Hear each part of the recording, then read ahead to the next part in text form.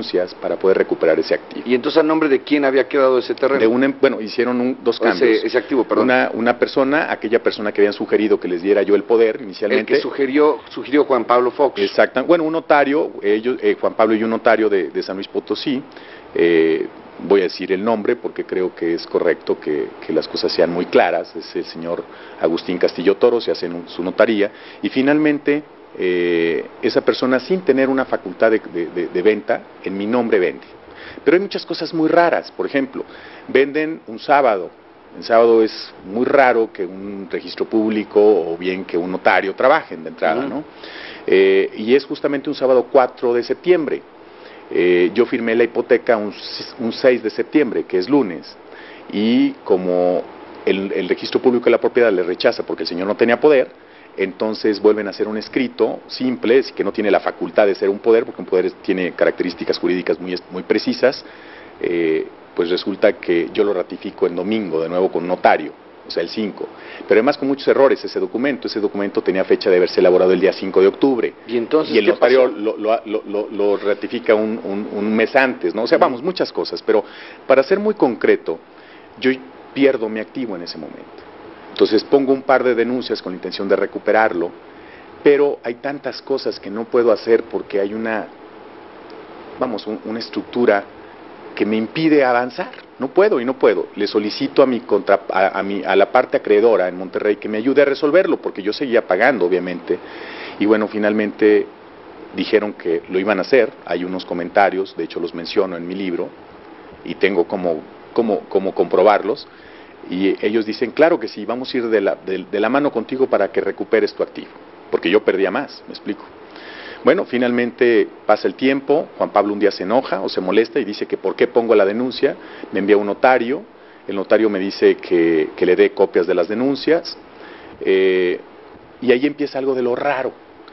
Juan Pablo Fox me dice, Edgar, quítate de abogados, fírmame parte de tu empresa y yo te regreso tu terreno. ¿Era un chantaje? Eso yo no lo puedo decir. Yo simplemente me limito a lo que sucedió. ¿O una presión de venta? No, yo creo que en ese momento creí que lo que a ellos les importaba era el terreno. Finalmente para mí era más importante todavía, obviamente el activo, es un activo que era el patrimonio de mis hijos, ¿no? Pero por otra parte para mí lo más importante era la empresa, entonces ¿para qué ceder parte de mi empresa? Finalmente pasan los días, pasan más de 14 meses, de hecho, para ser exacto, y nunca avanzan mis denuncias. Un día, anterior a esto, se presenta un abogado de Marcelo Gay, y finalmente en nombre del presidente dice que me van a ayudar, y por eso es la forma con la que me piden más y más información. Y después de eso es cuando Juan Pablo me dice que él me puede regresar mi terreno, siempre y cuando yo le firme, ¿no? Y bueno, ahí empieza la siguiente pesadilla de mi vida. La segunda más cruel, para ser exacto. Un día yo me levanto muy temprano, yo soy de Aguascalientes, iba al aeropuerto, eran casi las 5 de la mañana, muy oscuro todavía, iba a tomar un avión para venir a la Ciudad de México a platicar con un grupo de médicos. El proyecto Andy se había concluido después de muchos meses de instalación y de trabajo y de esfuerzo de gente que se comprometió, pero infinitamente en este tema. ¿Y entonces? Y de pronto yo voy al aeropuerto y me detiene un coche. Me bajan con armas largas, me tiran mi teléfono, lo destruyen y de pronto me llevan a la policía ministerial sin decirme absolutamente nada. Me meten a un sótano, me cambian de coche, me ponen unas esposas y me trasladan a Monterrey.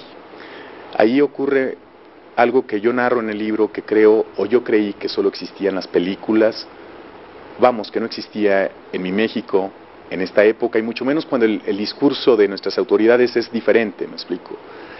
Y bueno, suceden cosas muy similares a las de Andrés. El cielo se vuelve a abrir en ese momento y yo logro, finalmente sobrevivir ese traslado y me llevan a esa cárcel municipal. Ahí duró durante casi 30 días, en condiciones muy complicadas, en donde un juez, en un tiempo récord, me da un auto de formal prisión. Y bueno, finalmente ninguna de mis pruebas fue admitida, pero además algo más... ¿Pero por qué te llevan a la cárcel? ¿Qué es lo que argumentaban? ¿O qué es lo que tenía el juez para dictarte? ¿Qué elementos tenía para dictarte a un auto de formal prisión? Bueno, eso es lo que todavía nos estamos cuestionando. Te voy a explicar por qué. Yo jamás recibí una notificación de una demanda en mi contra. O sea, no sabes ni por qué te acusan. No, en lo absoluto. Yo inclusive lo menciono en el libro. Yo cuando me detienen la primera vez y que me llevan en un coche esposado, yo creo que es un secuestro. Yo dije, ¿Esto cuándo fue? Esto fue hace 5 meses, o sea, esto es muy reciente. Es de este año. Así es, así es. Y bueno, nunca se me notifica, dicen que porque no me encontraron. Digo, en el contrato que yo firmé en Monterrey era muy claro mi domicilio, inclusive tenía el domicilio de mi casa, una casa en donde he vivido los últimos 9 años de mi vida, y además tengo 3 fábricas en Aguascalientes, tenía cientos de empleados para ser exacto, y además, como doy muchas pláticas en universidades y en algunos institutos de investigación, público, pues al menos en esa región del país. De hecho, venía a México con médicos, ¿no? Entonces, suceden cosas muy complicadas. El juez, contestando tu pregunta, pues bueno, él sugiere un fraude. ¿Te acusan por fraude? Sí, porque supuestamente... ¿Quién te acusa?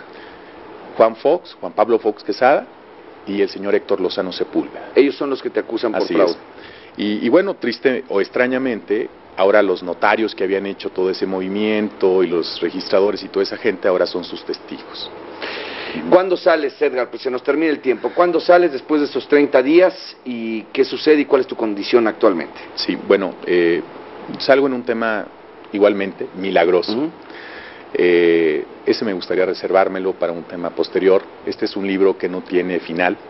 Es un libro que un día mis hijos, por desgracia, en lugar de levantarse e ir al colegio, irónicamente una empresa farmacéutica, una de las más importantes del mundo, me manda un jet con la intención de salvar a mis hijos y sacarlos de México. Les dio casa, les dio espacio, con la intención de salvaguardar su vida, obviamente.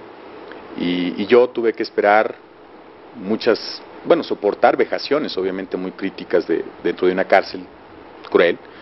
Y finalmente, cuando yo salgo, tengo que enfrentar una libertad bajo caución, creo que es libertad condicional. Y todos los lunes tengo que viajar pues más de 2.500 kilómetros para ir a estampar una firma y después ir a hacer el resto de mi vida, ¿no? En otras palabras, mi cárcel finalmente nada más se hizo un poco más grande. Actualmente, pues mis empresas reciben acosos de cualquier cantidad de tipos, de situaciones. Gracias a Dios tengo un grupo de gente que es muy valioso y que ha sobrellevado esto. Yo actualmente ya no formo parte del Grupo Industrial Aguascalientes, ahora simplemente soy un promotor. Y bueno, la idea de escribir ese libro es para explicar de alguna manera. Yo voté por Fox y creí mucho en él.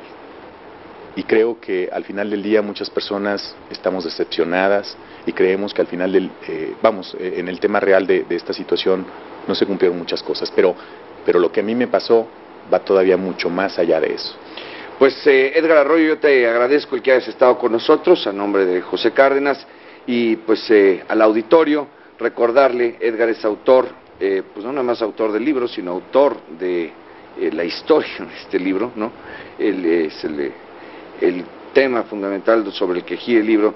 El nombre de mi hijo, para él significa su libertad, para el clan Fox un negocio millonario con el sello Grijalvo. Edgar, pues muchas gracias y suerte en lo que resta, porque seguramente habrá más todavía, esperemos que sean en mejores escenarios. Así es, gracias Mario. Gracias Edgar Arroyo. Vamos a hacer una pausa y ya volvemos con más.